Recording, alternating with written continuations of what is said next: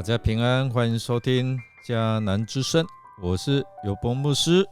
今天12月2号，我们要分享的是关键时刻都有神助。我们要读尼希米记第6章15到19节。先来读今天 RPG 的金句。我们周围邻国那些敌人听到了，觉得很丢脸，因为每个人都知道这工程的完成是由于上帝的帮助。尼希米记6章16节。不论敌人用什么计谋，都没有使尼希米在最后关键时刻放弃他的领导岗位。而最后城墙的修建终于在尼希米的领导下，一共又用了52天，有效率又有效能的修建下，顺利完成工程。我们看，除了尼希米他领导有方，群众同心协力参与建造之外，最重要的是尼希米能够在危机四伏、遇到困境的时候，都懂得寻求上帝的帮助。我们看经文告诉我们，他说，我们一切仇敌视为的外邦人听见了便惧怕，愁眉不展，因为见这工作完成是出乎于我们的神。从仔细来询问耶路撒冷的情形，到午夜勘察城墙破损的程度，弟兄姐妹，我们看到尼希米他从开始就晓得会遇到一些的拦阻，所以重建工程不可有一刻来单言，他必须立即来动工。这也意味着修建工程是在7月下旬到9月中旬最炎热的夏天来进行，他们必须要日夜不停出众的劳力工作，这肯定会使人精疲力竭。可是呢，现在已大功告成，几百年后，那段城墙虽然会有重新的修复，可是这个重建工程一直是对领袖的意向、同工的坚强韧性和最重要的上帝的帮助所表达特别的尊敬。这个地方也见证了上帝施恩的手供应和保护。尼希米的回忆录记录着人如何经历上帝恩典的见证。我们看到，在这整个修建的过程当中，尼希米他定义用口头和文字来说明他们得着力量的来源。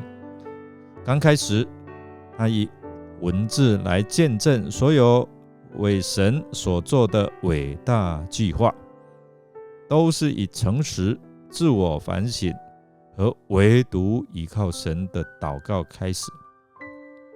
然后见证着是因为神施恩的手在他身上来帮助他，才能够得到批准。他带着权柄、保护和资源离开了波斯。一旦抵达耶路撒冷之后，又向未来的工作者见证上帝施恩的手是多么奇妙。然后不仅继续向同情他的信徒，也向不信耶和华上帝的嘲笑者做见证。天上的神必使我们亨通。当民众士气低落的时候，他满腔热血来说，不要怕，当纪念主。他带着感恩的心来做见证，他也以书面来写下他感激神以至高无上的全能挫败敌人邪恶的计谋。当被围困的团队一半要做工，一半要拿兵器的时候，他蛮有信心来见证说，我们的神必为我们征战。他对富裕但缺乏爱心的同胞说，你们行事不当敬畏我们的神吗？不然难免我们的仇敌外邦人毁谤我们。他以文字谦卑地见证说，我们应敬畏神，不这样行。当困难与日俱增的时候，他以倚靠神的心见证神会坚固他的手。现在城墙已修建完毕，甚至连他的仇敌都承认这个工作完成是出乎我们的神哦。可是弟兄姐妹，我们知道困难还没有停止，它是连绵不绝，也不只限于尼希米刚到耶路撒冷的头几个月。这段经文开头的片语，在那些日子，不是指着那8星期的建筑工时而已，并且含有载着在那整段期间的意思。在这段叙述在描写一个到目前为止尚未见过的，或者是更阴险的恐吓方式。尼希米显然痛心来察觉到耶路撒冷的许多假先知，他们都反对。